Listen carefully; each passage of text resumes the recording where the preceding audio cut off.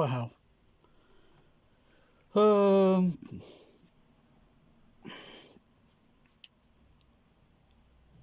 Still doesn't look good. It doesn't look photorealistic. I think the crash landing of the 747 into water on the movie Airport 77 looks photorealistic because it's a real model. Of course, the elements of water and that are still very sort of difficult to get over those dynamics of, fluid waters, But then, how often do you see a 747 being videoed crashing into the ocean? And it's hilarious. They're in this guy.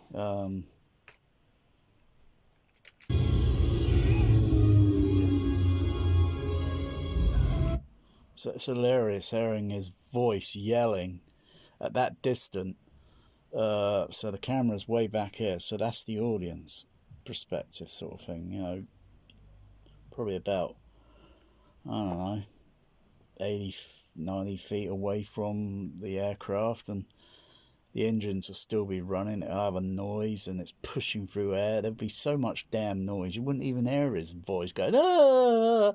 And when it hits the water, it's even more hilarious still hearing his voice go, ah!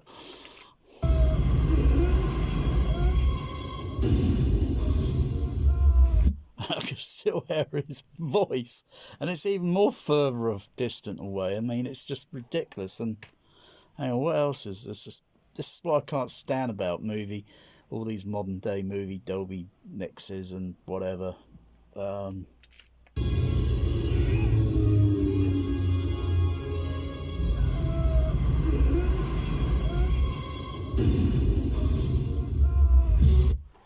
I can hear a slight echo in the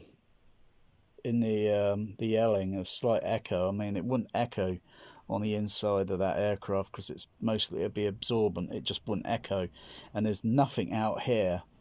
I don't see any mountains, for where the sound could come out from and then rebound off rock and then come back as an echo. I just don't see it. It's just impossible for that to have an echo out there on the ocean. Impossible. Just wouldn't happen. You yell out or clap your hand or whatever, you just wouldn't hear an echo. There's nothing round there for the sound to echo on. It would just get absorbed into the ocean. There's no mountains. Oh dear. I mean, it's just bad ADR and sound editing ADR. It's just bad mixing. Oh, not to mention the blimmin' CGI looks blimmin' appalling. Why don't they just... I don't know why they just couldn't, with the budget, just build a really large full-scale Model 747 remote control and slam that into the water and see what, have it so it's got like pyrotechnics in it, so it would trigger at certain points and break things apart, so, and try that and see how that would have looked. It might have looked more convincing, seeing some radio control effects in some movies, like I think a Hercules aircraft in The Living Daylights, where you got planes coming towards each other, and then, wow, that's all photorealistic. That's all photochemical realistic shit, and it looked like wow. I thought that was real. Until I read the Cine effects, and it's like, whoa, radio control, blimey, that's good. Because but if you look at it carefully now, you can tell by something due to,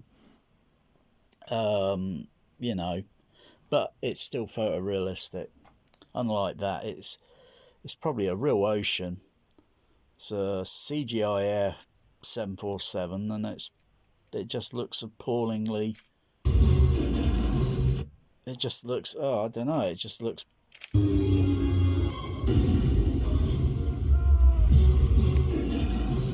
something, you know, it's just something about the way one part of the wing breaks off, and that wing there, it's aluminium, you know, the weight of the blimmin' outboard engine, the outboard engine there would be so flipping damn heavy. I think it would just literally, it wouldn't just hang on there a little bit. I think it would just literally drop off complete. But it just looks so animated. It just looks so, oh dear, bloody hell. If there's anything in a movie it needs to be fixed, it's this shot of the plane crashing. It needs to be totally redone with, like I say, probably try radio control and then slam that in and see how it looks. But that's several, you know, maybe the ocean's totally CGI. You know, and all this effect, you know, of water being projected up.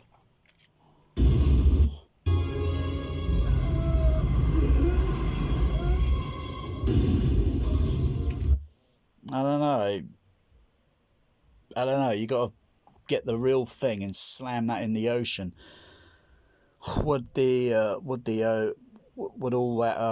call it, breeze, oh, you know, that water being projected up, would it go that high? Would it go to that height elevation? I mean, it looks like it's going up to about maybe 150 feet or something, almost. It just looks so, maybe if it was crashing into the Death Star, it might look realistic, you know what I mean?